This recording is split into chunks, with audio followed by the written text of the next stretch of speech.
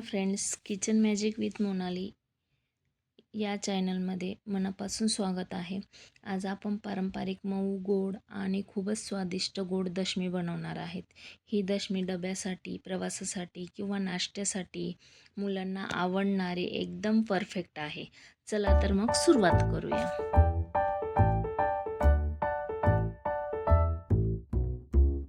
Cup cup गव्हाचं पीठ घेऊया. आता त्यात 2 चमचे बेसन घालूया.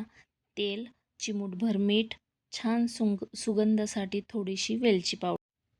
सगळं मिश्रण छान एकजीव करून मऊ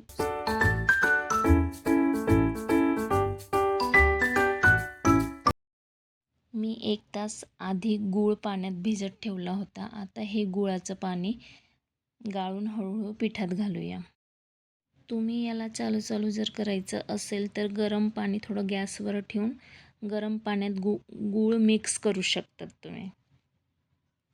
पाण्याच्या ऐवजी तुम्ही दूध पण घेऊ शकतात. छान मऊसूत पीठ मळून घेतलंय आपण. आता याला अर्ध्या तासासाठी झाकून ठेवून देऊ, तेल लावून किंवा तूप लावून.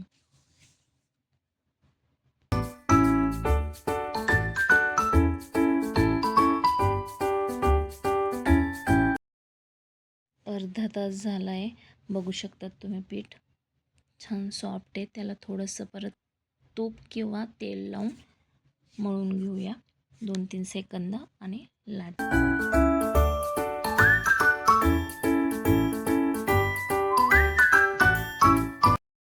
दशमी लाटताना आता पिठाचा एक गोळा घेऊन हलक्या हातांनी पोळीसारखं मध्यम जाडसर दशमी लाटून घेऊयात. न पूड घालताही तुम्ही लाटू शकतात. थोडंसं पीठ लावून खाली चिपकतं म्हणून थोडं पीठ लावायचं आणि तुम्ही 4 पदरीही पूड लाटून करू शकता, हलक्या हातांनी असं.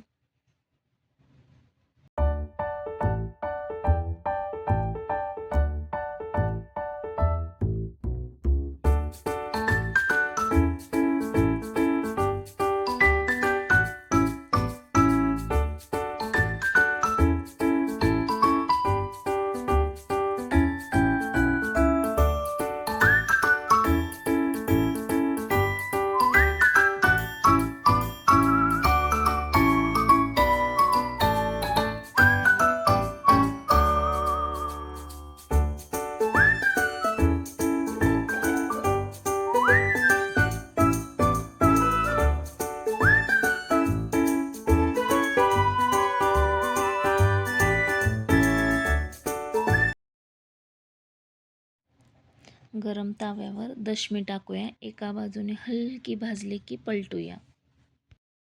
आता दोन्ही बाजूंना थोडंसं तेल किंवा तूप लावून सुंदर सोनेरी डार्क रंग येईपर्यंत भाजून घेऊयात.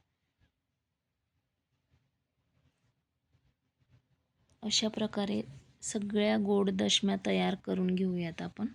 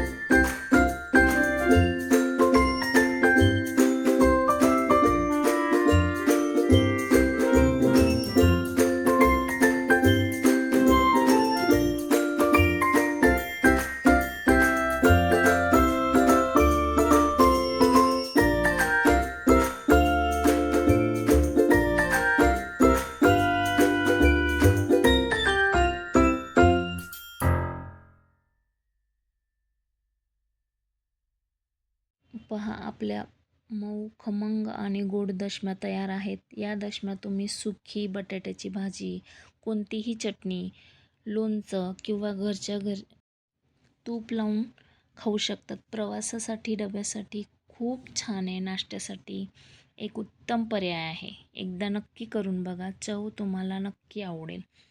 लाईक केलं नसेल तर लाईक करा. चॅनलला सबस्क्राईब करा. छान छान नवीन रेसिपीसोबत भेटूया. चला तर मग बाय.